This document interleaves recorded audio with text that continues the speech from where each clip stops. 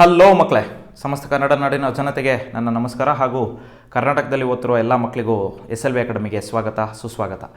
Previous ಸೆಷನ್ನ ವಿಡಿಯೋದಲ್ಲಿ ನಾವು Ohm's law ಅಂದ್ರೇನು ಅಂತ ತಿಳ್ಕೊಂಡ್ವಿ. ಜೊತೆಗೆ ಅದರ ಎಕ್ಸ್ಪೆರಿಮೆಂಟ್ ಅದನ್ನು VI ಗ್ರಾಫಿಕಲ್ ರೆಪ್ರೆಸೆಂಟೇಷನ್ ಮಾಡೋದಕ್ಕೋಸ್ಕರ ಎಕ್ಸ್ಪೆರಿಮೆಂಟಲ್ಲಿ ಓಮ್ಸ್ ಲಾನ ಹೇಗೆ ನಾವು ಪ್ರೂವ್ ಮಾಡ್ಬೋದು ಅನ್ನೋದನ್ನು ತಿಳ್ಕೊಂಡ್ವಿ. ಸೊ ಓಮ್ಸ್ ಲಾ ಇಂದ ಈ ಕ್ಲಾಸಲ್ಲಿ ನಾವೇನು ತಿಳ್ಕೊಳ್ತೀವಿ ಅಂತ ಹೇಳಿದ್ರೆ the factors affecting the resistance of a conductor. So ಈ ಕ್ಲಾಸಲ್ಲಿ ನಾವು ತಿಳ್ಕೊಳ್ಳುವಂಥ concept factors affecting the resistance of a conductor. resistance of a conductor. So ಈ ಕ್ಲಾಸಲ್ಲಿ ನಾವು factors affecting the resistance of a conductor, ಆ ರೆಸಿಸ್ಟೆನ್ಸ್ ಅನ್ನೋ ಒಂದು ಕಾನ್ಸೆಪ್ಟ್ ಮೇಲೆ ಯಾವ್ಯಾವ ಫ್ಯಾಕ್ಟರ್ಸು ಪರಿಣಾಮಗಳನ್ನು ಬೀರುತ್ತೆ ಅನ್ನೋದೊಂದು ಕಾನ್ಸೆಪ್ಟನ್ನು ನಾವು ತಿಳ್ಕೊಳ್ತೀವಿ. ಅದಕ್ಕೆ ನಮಗೆ ಪ್ರೀವಿಯಸ್ ಸೆಷನ್ನಿನ ವಿಡಿಯೋಯಿಂದ ಏನು ಇನ್ಪುಟ್ ಬೇಕು ಅಂತ ಹೇಳಿದ್ರೆ we want just the input of Ohm's law. So Ohm's law ಏನು ಹೇಳುತ್ತೆ? Ohm's law states that the potential difference V is equal to IR. ಈ ಒಂದು ಸಿಂಪಲ್ ಫಾರ್ಮುಲಾನ ಕೊಡುತ್ತೆ. Or V is directly proportional to I ಅನ್ನೋ ಕಾನ್ಸೆಪ್ಟ್ನ ಕೊಡುತ್ತೆ. So ಇದರಿಂದ ಏನು ಅರ್ಥ ಮಾಡ್ಕೊಳ್ತೀವಿ ಅಂದರೆ ಕರೆಂಟ್ ಅನ್ನೋದು ಯಾವುದ್ರ ಮೇಲೆ ಡಿಪೆಂಡ್ ಆಗಿರುತ್ತೆ? ವೋಲ್ಟೇಜ್ ಮೇಲೆ ಡಿಪೆಂಡ್ ಆಗಿರುತ್ತೆ. ಯಾಕಂದರೆ ವೋಲ್ಟೇಜ್ ಜಾಸ್ತಿ ಮಾಡಿದ ತಕ್ಷಣ ಕರೆಂಟ್ ಏನಾಗುತ್ತೆ? ಜಾಸ್ತಿ ಆಗುತ್ತೆ. ಸೊ ಕರೆಂಟಿನ ಇಂಟೆನ್ಸಿಟಿ ಜಾಸ್ತಿ ಆಗಬೇಕು ಅಂದರೆ ವೋಲ್ಟೇಜ್ನ ಜಾಸ್ತಿ ಮಾಡಿದ್ರೆ ಮುಗೀತು. ಅದ್ರ ವೋಲ್ಟೇಜ್ನ ಜಾಸ್ತಿ ಮಾಡಬೇಕು ಅಂದರೆ ನಾವು ಯೂಸ್ ಮಾಡುವಂತಹ ಬ್ಯಾಟ್ರಿಯ ಕೆಪಾಸಿಟಿನ ಜಾಸ್ತಿ ತೊಗೊಂಡು ಯೂಸ್ ಮಾಡಬೇಕಾಗುತ್ತೆ. 2 ವೋಲ್ಟ್ಸ್ ಇದ್ದರೆ ಅದೇ ಒಂದು ಕರೆಂಟನ್ನು ಫ್ಲೋ ಮಾಡೋ ಹಾಗೆ ಮಾಡುತ್ತೆ. 4 ವೋಲ್ಟ್ಸ್ ಇದ್ದರೆ ಅದೇ ಸ್ವಲ್ಪ ಜಾಸ್ತಿ ಮಾಡುತ್ತೆ. ಅದೇ ರೀತಿ 9 ವೋಲ್ಟು 10 ವೋಲ್ಟು 20 ವೋಲ್ಟ್ ಈ ಥರ ಮಾಡ್ತಾ ಹೋದಂಗೆ ಕರೆಂಟನ್ನು ಜಾಸ್ತಿ ಮಾಡುತ್ತೆ. So this voltage depends on the battery ಒಳಗಡೆ ಹೇಗೆ ಕೆಮಿಕಲ್ ರಿಯಾಕ್ಷನ್ ಆಗುತ್ತೋ ಅದ್ರ ಮೇಲೆ, that means capacity of the battery. ಆದರೆ ಈ ರೆಸಿಸ್ಟೆನ್ಸ್ ಅನ್ನೋದು ಯಾವುದ್ರ ಮೇಲೆ ಡಿಪೆಂಡ್ ಆಗಿರುತ್ತೆ? Whether it depends on current or whether it depends on voltage. So ಈ ರೆಸಿಸ್ಟೆನ್ಸ್ ಅನ್ನೋದು ಕರೆಂಟು ಮತ್ತು ವೋಲ್ಟೇಜ್ ಮೇಲೆ ಡಿಪೆಂಡ್ ಆಗಿರೋದಕ್ಕಿಂತ ಹೆಚ್ಚಿನದಾಗಿ ಸಮ್ ಫ್ಯಾಕ್ಟರ್ಸ್ ಆರ್ ದೇರ್. ಕೆಲವು ಪರಿಣಾಮಗಳಿದಾವೆ, ಕೆಲವು ರೀಸನ್ಸ್ ಇದಾವೆ. ಆ ರೀಸನ್ಸ್ ಮೇಲೆ ಏನಾಗಿರುತ್ತೆ? ಡಿಪೆಂಡ್ ಆಗಿರುತ್ತೆ. ಕೆಲವು ಫ್ಯಾಕ್ಟರ್ಸ್ ಮೇಲೆ ಡಿಪೆಂಡ್ ಆಗಿರುತ್ತೆ. ಸೊ ಯಾವ್ಯಾವುದು ಫ್ಯಾಕ್ಟರ್ಸ್ ಅಂತ ಹೇಳಿದ್ರೆ, ಮೊದಲನೇ ಫ್ಯಾಕ್ಟರ್ ಏನು ಅಂತ ಹೇಳಿದ್ರೆ the resistance of a conductor depends on the nature of material. So nature of material in the sense ನಾವು ಮೆಟೀರಿಯಲ್ನ ಚೇಂಜ್ ಮಾಡ್ತಾ ಹೋದಂಗೆ ರೆಸಿಸ್ಟೆನ್ಸ್ ವ್ಯಾಲ್ಯೂಗಳು ಚೇಂಜ್ ಆಗ್ತಾ ಹೋಗುತ್ತೆ. ಸೊ ಕಾಪರ್ಗೆ ಒಂದು ರೆಸಿಸ್ಟೆನ್ಸ್ ಇರುತ್ತೆ, ಅದಾದ್ಮೇಲೆ ಅಲ್ಯೂಮಿನಿಯಂಗೆ ಒಂದು ರೆಸಿಸ್ಟೆನ್ಸ್ ಇರುತ್ತೆ, ಜಿಂಕಿಗೆ ಒಂದು ರೆಸಿಸ್ಟೆನ್ಸ್ ಇರುತ್ತೆ. ಲೈಕ್ ದಟ್ ನಾವು ಮೆಟೀರಿಯಲ್ನ ಚೇಂಜ್ ಮಾಡ್ತಾ ಹೋದಂಗೆ ನಮಗೆ ರೆಸಿಸ್ಟೆನ್ಸ್ ವ್ಯಾಲ್ಯೂಗಳು ಏನಾಗ್ತಾ ಹೋಗುತ್ತೆ? ಚೇಂಜ್ ಆಗ್ತಾ ಹೋಗುತ್ತೆ. The second one is it depends on temperature ಮೇಲೆ ಡಿಪೆಂಡ್ ಆಗಿರುತ್ತೆ. ಸೊ ಟೆಂಪರೇಚರ್ ಮೇಲೆ ಹೇಗೆ ಡಿಪೆಂಡ್ ಆಗಿರುತ್ತೆ? ಟೆಂಪರೇಚರ್ ರೈಸ್ ಆಗ್ತಾ ಹೋಗ್ತಿದ್ದಂಗೆ ಸಾಲಿಡ್ ಇಂದ ಲಿಕ್ವಿಡ್ ಇಂದ ಗ್ಯಾಸಸ್ಗೆ ಯಾವುದೇ ಒಂದು ಆಬ್ಜೆಕ್ಟ್ ಆಗಲಿ ಕನ್ವರ್ಟ್ ಆಗ್ತಾ ಹೋಗುತ್ತೆ. ಹಾಗೆ ಕನ್ವರ್ಟ್ ಆಗ್ತಾ ಹೋದಂಗೂ ಕೂಡ ರೆಸಿಸ್ಟೆನ್ಸ್ ಚೇಂಜ್ ಆಗ್ತಾ ಹೋಗುತ್ತೆ. Okay, so next important concepts, ಈ ಎರಡು concepts theoretical factors as of 10th standard syllabus ಪ್ರಕಾರ. ಸೊ ಈಗ ಬರೆಯುವಂತಹ factors these are called as technical factors or mathematical factors. So resistance depends directly, resistance is directly proportional to the length ಅಂತ ಕರಿತೀವಿ. Next factor ಯಾವುದು? Resistance is directly proportional to the length. ಅದಾದ್ಮೇಲೆ ಅದೇ ರೀತಿ resistance is also inversely proportional to the cross sectional area. ಈ ಎರಡು factors extra factors, that means another 2 factors which are more important. So ಯಾಕಂದರೆ ಈ ಒಂದು factors ಮೇಲೆ we will derive one equation for the resistance. Once again ಇನ್ನೂ ಒಂದು formula ನಾವು ಏನು ಮಾಡ್ತಾ ಹೋಗ್ತೀವಿ? ರೆಸಿಸ್ಟೆನ್ಸ್ಗೆ ಡಿರೈವ್ ಮಾಡ್ತಾ ಹೋಗ್ತೀವಿ. ಓಕೆ, ಸೊ ಆ ಫ್ಯಾಕ್ಟರ್ಸ್ನ ಅರ್ಥ ಮಾಡ್ಕೊಳ್ಳೋದಕ್ಕಿಂತ ಮುಂಚೆ, ಆ ಫಾರ್ಮುಲಾನ ಡಿರೈವ್ ಮಾಡೋದಕ್ಕಿಂತ ಮುಂಚೆ let us understand how this resistance depends on length. ಯಾಕೆಂದರೆ voltage is directly proportional to current ಅಂದಾಗ ನಾವು ಎಕ್ಸ್ಪೆರಿಮೆಂಟ್ ಮಾಡಿ ತೋರಿಸಿದ್ವಿ ಹೇಗೆ ಕರೆಂಟ್ ಜಾಸ್ತಿ ಆಗುತ್ತೆ ವೋಲ್ಟೇಜ್ ಜಾಸ್ತಿ ಆದಂಗೆ ಅಂತ. ಬಟ್ ಇದಕ್ಕೆ ರೆಸಿಸ್ಟೆನ್ಸ್ ಜಾಸ್ತಿ ಆದ ಕೂಡಲೇ, ಲೆಂತ್ ಜಾಸ್ತಿ ಆದ ಕೂಡಲೇ ರೆಸಿಸ್ಟೆನ್ಸ್ ಜಾಸ್ತಿ ಆಗುತ್ತೆ ಅನ್ನೋದಕ್ಕೆ the theoretical explanation I will give. Just try to understand. ಅದಕ್ಕೆ ಒಂದು ಪೈಪು ಮತ್ತು ವಾಟರ್ದ ಎಕ್ಸಾಂಪಲ್ ತಗೊಳ್ಳೋಣ. ಓಕೆ, ಸೊ ಒಂದು ಸಿಂಪಲ್ ಪೈಪು ಮತ್ತು ವಾಟರ್ದ ಎಕ್ಸಾಂಪಲ್ ತಗೊಳ್ಳೋಣ. ಮೊದಲು ಲೆಂತನ್ನು ಕನ್ಸಿಡರ್ ಮಾಡ್ಕೊಳ್ಳೋಣ. Why it is dependent directly on length. ನಾನೇನು ಮಾಡ್ತೀನಿ ಅಂತ ಹೇಳಿದ್ರೆ ಪೈಪ್ ತಗೊಳ್ತೀನಿ, ಒಂದು ಪೈಪಿನ ಲೆಂತು ಕಡಿಮೆ ಇಡ್ತೀನಿ, ಹಾಗಾಗಿ ಸ್ಮಾಲ್ ಎಲ್ ಅಂತ ತಗೊಳ್ತೀನಿ. ಇನ್ನೊಂದು ಪೈಪಿನ ಲೆಂತು ಸ್ವಲ್ಪ ಜಾಸ್ತಿ ಲೆಂತ್ ತಗೊಳ್ತೀನಿ, ಹಾಗಾಗಿ ಕ್ಯಾಪಿಟಲ್ ಎಲ್ ಅಂತ ತಗೊಳ್ತೀನಿ. ಸೊ ಇಲ್ಲಿ ಒಂದು ಲೈಕ್ ಸಿಂಟ್ಯಾಕ್ಸ್ ಆರ್ ಬಕೆಟ್ ನಾವು ಯೂಸ್ ಮಾಡಿದಾಗ ಇಲ್ಲಿಂದ ನಾವು ನೀರು ಬಿಡ್ತಾ ಇದ್ದೀವಿ ಅಂತ ಅಂದ್ಕೊಳ್ಳೋಣ. ಸೊ ಇಲ್ಲೂ ನೀರು ಬಿಡ್ತಾ ಇದ್ದೀವಿ ಅಂತ ಅಂದ್ಕೊಳ್ಳೋಣ. ಈ ನೀರು, so this water represents the electric current. Okay, the force in the water represents the voltage. ಎಷ್ಟು ಫೋರ್ಸಲ್ಲಿ ಕಳಿಸ್ತಾ ಇದೀವಿ ಅನ್ನೋದನ್ನ ವೋಲ್ಟೇಜ್ ಹೇಳುತ್ತೆ, ಎಷ್ಟು ಅಮೌಂಟ್ ಆಫ್ ವಾಟರ್ ಹೋಗ್ತದೆ ಅನ್ನೋದನ್ನ ಕರೆಂಟ್ ಹೇಳುತ್ತೆ ಅಂತ ಅಂದ್ಕೊಳ್ಳೋಣ. Just to make to so to try to understand that concept, how resistance is directly proportional to length.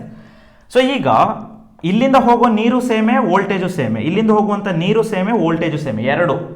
That means pressure ಸೇಮೆ ಮತ್ತು water same amount of water ಹೋಗ್ತಾ ಇದೆ. ಸೊ ಯಾವ ಒಂದು ಬಕೆಟ್ ಬೇಗ ತುಂಬುತ್ತೆ ಅಂತ ಹೇಳಿದ್ರೆ, so whether this one, first one or second one. Obviously ನಾವು ಥಿಂಕ್ ಮಾಡಿ ಹೇಳಿದ್ರೆ ಯಾವ್ದು ಬೇಗ ತುಂಬುತ್ತೆ ಅಂತ ಹೇಳಿದ್ರೆ first one will fill faster then the second one. ಯಾಕೆ ಬೇಗ ತುಂಬುತ್ತೆ ಅಂತ ಹೇಳಿದ್ರೆ ಇಲ್ಲಿ ಡಿಸ್ಟೆನ್ಸು ಕಡಿಮೆ ಇದೆ. ನೀರು ಇಲ್ಲಿ ಕೆಳಗಡೆ ಇಲ್ಲಿ ಬಂದಾಗ, ಫಾರ್ ಎಕ್ಸಾಂಪಲ್ ಯಾವುದೋ ಒಂದು ಲೈನ್ನ ತಗೊಂಡ್ರೆ ನೀರು ಇಲ್ಲಿಗೆ ಒಂದ್ಸಲ ಟಚ್ ಆಗುತ್ತೆ, ಇಲ್ಲೊಂದ್ಸಲ ಟಚ್ ಆಗುತ್ತೆ, ಇಲ್ಲೊಂದ್ಸಲ ಟಚ್ ಆಗುತ್ತೆ. ಸೊ ಲೈಕ್ 1 2 3 ಟೈಮ್ಸ್ ಟಚ್ ಆಗಿದ್ದ ಕೂಡಲೇ ಎಲ್ಲಾಯಿತು, ಮತ್ತು ವಾಪಸ್ ಬಂದು ಬಕೆಟಿಗೆ ಬೀಳುತ್ತೆ. ಇಲ್ಲಿ ಟಚ್ ಆಗುತ್ತಲ್ಲ, this is nothing but what, resistance ಅಂತ ಅರ್ಥ ಮಾಡ್ಕೊಳ್ಳೋಣ. ಆಯಿತಾ, ಒಂದು ಪೈಪಲ್ಲಿ ನೀರು ಹೋಗುವಾಗ 3 ಸಲ ಟಚ್ ಆಗುತ್ತೆ ಲೆಂತ್ ಕಡಿಮೆ ಇದ್ದಾಗ.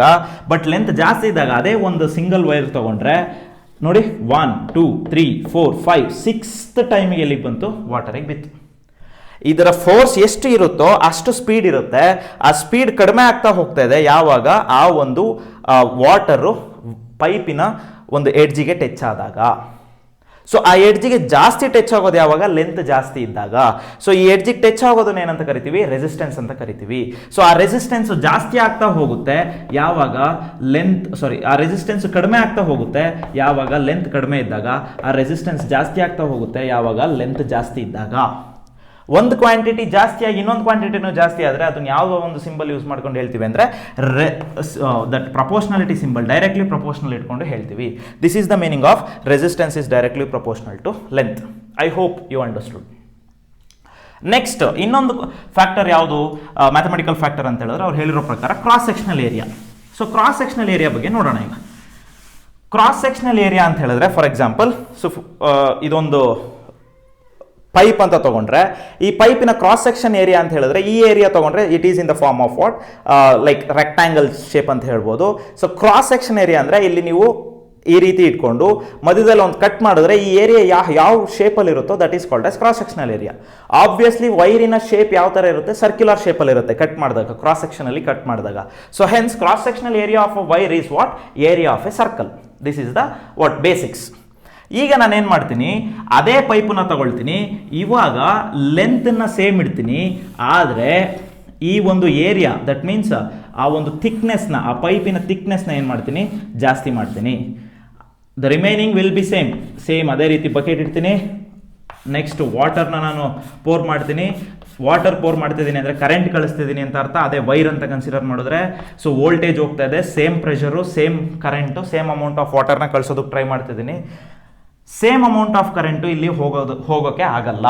ಯಾಕೆ ಅಂದರೆ ಇಲ್ಲಿ ಏರಿಯಾ ಕಡಿಮೆ ಇರೋದ್ರಿಂದ ವಾಟರ್ ಎಂಟರ್ ಆಗೋದೇ ಕಡಿಮೆ, ಇಲ್ಲಿ ಏರಿಯಾ ಜಾಸ್ತಿ ಇರೋದ್ರಿಂದ ವಾಟರ್ ಎಂಟರ್ ಆಗೋದೇ ಜಾಸ್ತಿ. ಸೊ ಈಗ ಯಾವ ಬಕೆಟ್ ಬೇಗ ತುಂಬುತ್ತೆ ಅಂತ ಹೇಳಿದ್ರೆ ಡೈರೆಕ್ಟಾಗಿ ಹೇಳ್ಬೋದು the second one, not the first one.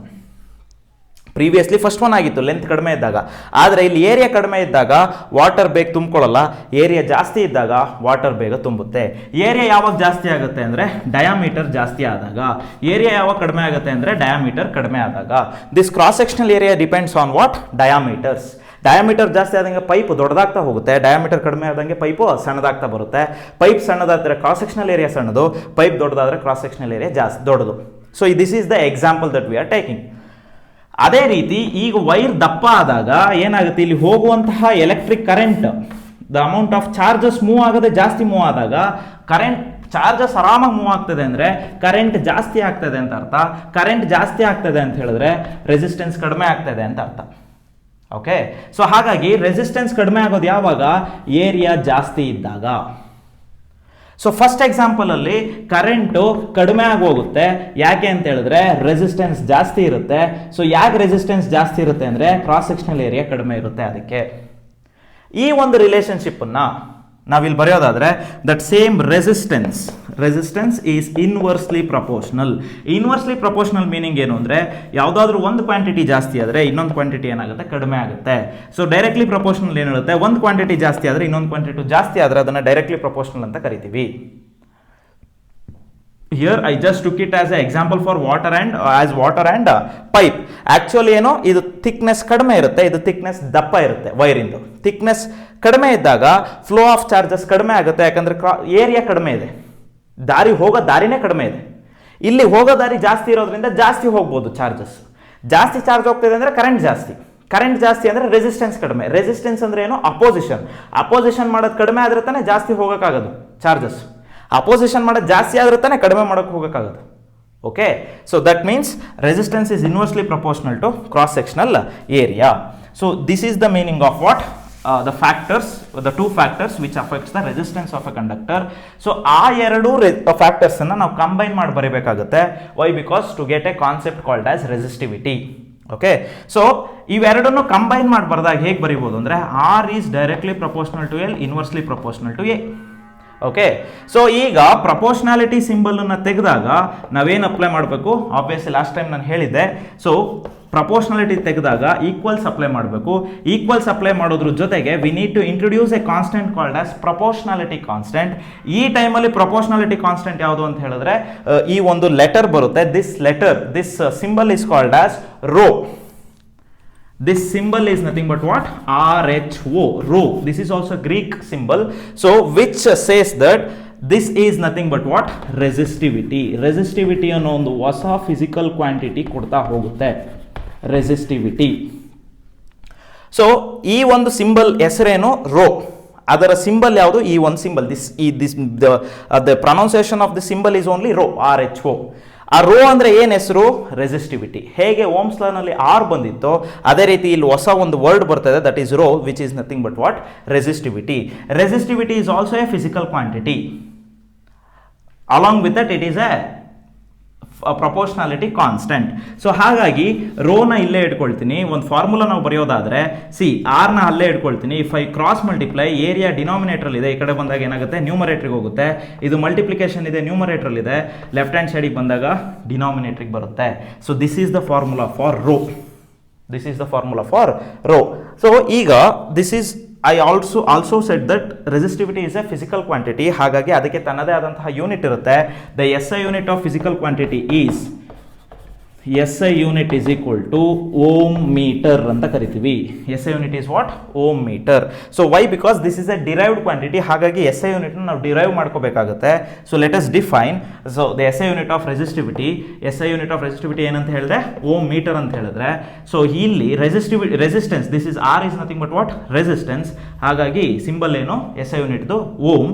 Area ನಾವು ಲೆಂತ್ ನ ಮೀಟರ್ ಅಲ್ಲಿ ತಗೊಂಡ್ರೆ ಏರಿಯಾ ಏನಾಗುತ್ತೆ? Square metre or metre square. ಅದೇ ರೀತಿ ಲೆಂತ್ ನ ಮೀಟರ್ ಅಲ್ಲಿ ತಗೊಂಡ್ರೆ, why? Because SI unit of length is metre. So ಹಾಗಾಗಿ ಮೀಟರ್ ಕ್ಯಾನ್ಸಲ್ ಆದರೆ what will remain? Ohm metre. Hence the SI unit of resistivity is ohm metre. Okay, so this is the mathematical formula for resistivity and SI unit form of resistivity. So what is important in this formula is only important. Why? Because ಈ formula ಮೇಲೆ ನಮಗೆ problematic questions ಕೇಳೋದು. So questions ಕೊಟ್ಟಿರ್ತಾರೆ, questions ಅಲ್ಲಿ area ಕೊಟ್ಟಿರ್ತಾರೆ, length ಕೊಟ್ಟಿರ್ತಾರೆ, resistance ಕೊಟ್ಟಿರ್ತಾರೆ, resistivity ಕಂಡುಹಿಡಿಬೇಕಾಗುತ್ತೆ. ಅಥವಾ ರೆಸಿಸ್ಟಿವಿಟಿ ಕೊಟ್ಟಿರ್ತಾರೆ, ಏರಿಯಾ ಕೊಟ್ಟಿರ್ತಾರೆ, ಲೆಂತ್ ಕೊಟ್ಟಿರ್ತಾರೆ, ರೆಸಿಸ್ಟೆನ್ಸ್ ಕೊಟ್ಟಿರ್ತಾರೆ, ಲೆಂತ್ ಕಂಡುಹಿಡಿಬೇಕಾಗುತ್ತೆ. ಓಕೆ, ಸೊ ಈ ಒಂದು ಫಾರ್ಮುಲಾಗಳು ವೆರಿ ವೆರಿ ವೆರಿ ಇಂಪಾರ್ಟೆಂಟ್. ಅದ್ರ ಜೊತೆಗೆ ಒನ್ ವರ್ಡ್ ಆನ್ಸರ್ ಏನು ಕೇಳ್ಬೋದು? What is the SI unit of resistivity ಅಂತ ಕೇಳ್ಬೋದು. ಸೊ SI unit of resistivity ohm metre ಅಂತ ಬರೀಬೋದು. ಜೊತೆಗೆ ರೆಸಿಸ್ಟಿವಿಟಿಗೆ ಇನ್ನೊಂದು ಹೆಸರಿದೆ. Resistivity is nothing but what? Specific resistance ಅಂತಾನು ಕರಿತೀವಿ. Specific resistance. Specific resistance is also called as resistivity. Okay, fine. ಅದರ ಸಿಂಬಲ್ ಯಾವುದು ಅಂತ ಹೇಳಿದ್ರೆ ರೋ. ಆಯ್ತಾ? ಓಕೆ, ಸೊ ಒಂದ್ ಕಡೆ ಓಮ್ಸ್ ಲಾ ಅಲ್ಲಿ ಏನು ತಿಳ್ಕೊಂಡ್ವಿ? R is equal to V by I ಅಂತ ತಿಳ್ಕೊಂಡ್ವಿ. Why? Because V is equal to IR. Okay, so ಇನ್ನೊಂದು ಕಡೆ ಏನು ತಿಳ್ಕೊಂಡ್ವಿ? R is equal to rho L by A ಅಂತಾನು ತಿಳ್ಕೊಂಡ್ವಿ. By comparing these two, since LHS are equal, ಕೆಲವು ಪ್ರಾಬ್ಲಮ್ಗಳನ್ನ ಸಾಲ್ವ್ ಮಾಡೋದಕ್ಕೆ we can take that V by I is equal to rho L by A ಅಂತಲೂ consider ಮಾಡ್ಕೋಬಹುದು. Why? Because V by I is nothing but R. ಯಾಕಂದರೆ ಕೆಲವೊಂದು resistance ಡೈರೆಕ್ಟಾಗಿ ಕೊಟ್ಟಿರಲ್ಲ, ಕೆಲವೊಂದು ಕ್ವಶನಲ್ಲಿ ವೋಲ್ಟೇಜ್ ಕೊಟ್ಟಿರ್ತಾರೆ, ಕರೆಂಟ್ ಕೊಟ್ಟಿರ್ತಾರೆ, ಆ್ಯಂಡ್ ಇಲ್ಲಿ ಯಾವುದೋ ಒಂದು ಕ್ವಾಂಟಿಟಿನ ಫೈಂಡ್ ಔಟ್ ಮಾಡೋಕ್ಕೆ ಹೇಳ್ತಾರೆ. So at that case we can use this formula also. Okay, so this is the today's concept, this video's concept. ಈ ವಿಡಿಯೋ ಕಾನ್ಸೆಪ್ಟಲ್ಲಿ ಏನು ತಿಳ್ಕೊಂಡ್ವಿ ಅಂದರೆ factors affecting the resistance of a conductor ತಿಳ್ಕೊಂಡ್ವಿ. ಸೊ ಯಾವ್ಯಾವ factors ಅಂದರೆ 4 factors. This question will be asked for 3 marks or 2 marks. So 2 ಮಾರ್ಕ್ಸಿಗಾಗಲಿ ಅಥವಾ 3 ಮಾರ್ಕ್ಸಿಗಾಗಲಿ ಕೇಳಿದಾಗ ನೀವು 4 ಪಾಯಿಂಟ್ಸ್ ಬರೀಬೇಕಾಗುತ್ತೆ. Resistance is directly proportional to the length, resistance is inversely proportional to the cross sectional area. ಬರೆದು ಇವೆರಡು ಸಿಂಬಲ್ಗಳನ್ನು ಬರ್ಕೊಳ್ಳಿ. ಓಕೆ, 2 ಈಕ್ವೇಷನನ್ನು ಬರೀರಿ. ಅದಾದಮೇಲೆ resistance is depends on nature of material, resistance depends on the temperature. ಈ 4 ಪಾಯಿಂಟ್ಸನ್ನು ನೀವು ಸೆಂಟೆನ್ಸ್ ವೈಸ್ ಬರೆದು ಈ 2 ಈಕ್ವೇಷನ್ಸ್ನ ಬರೆದು next R is equal to rho L by A formula ಬರೆದ್ರೆ you will get 3 marks. Okay, so ಇಲ್ಲ ಅಂತ ಹೇಳಿದ್ರೆ there is a chance that they may deduct the marks. ಒಂದು S I unit of resistance ಏನು? Ohm metre. Sorry, S I unit of resistivity ಏನು? Ohm metre. ರೆಸಿಸ್ಟಿವಿಟಿಗೆ ಇನ್ನೊಂದು ಹೆಸರು ಏನು? Specific resistance. Okay, so these are the concepts that we discussed in today's session. So in next ಕ್ಲಾಸಲ್ಲಿ this resistance ಮೇಲೆ ಪ್ರಾಬ್ಲಮ್ಯಾಟಿಕ್ಸ್ ಇದೆ, ಅದನ್ನು ನಾನು after the completion of the concept of all the chapters we will do each and every problems. Next ಕ್ಲಾಸಲ್ಲಿ ನಾವೇನು discuss ಮಾಡ್ತೀವಿ ಅಂತ ಹೇಳಿದ್ರೆ V will discuss about the system of resistors.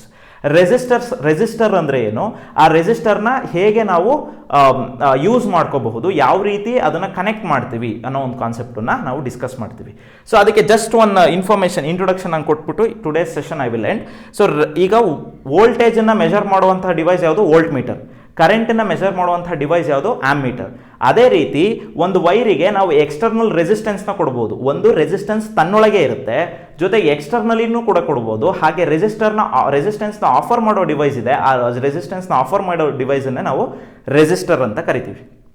ಹಾಗೆ ಬರುವಂಥ ರೆಸಿಸ್ಟರ್ನ ಹೇಗೆ ಕನೆಕ್ಟ್ ಮಾಡ್ಕೋಬಹುದು, ಯಾವ ರೀತಿ ಕನೆಕ್ಟ್ ಮಾಡಿದ್ರೆ ನಾವು we can use it for the household circuits. All these things we will discuss in the next class. So I hope you understood today's class. ಇದು exam point of view state syllabus CBSE ಸಿಲೆಬಸ್ಸಿಗೆ very important. So ನಿಮಗೆ ಈ concept ಅರ್ಥ ಆಗಿದ್ರೆ ದಯವಿಟ್ಟು 4 ಜನಕ್ಕೆ share ಮಾಡಿ ಹಾಗೂ ಸಬ್ಸ್ಕ್ರೈಬ್ ಮಾಡಿ. ನೀವು ಈ ಚಾನಲ್ಗೆ ಹೊಸಬ್ರಾಗಿದ್ದರೆ ಸಪೋರ್ಟ್ ಮಾಡಿ. Thank you.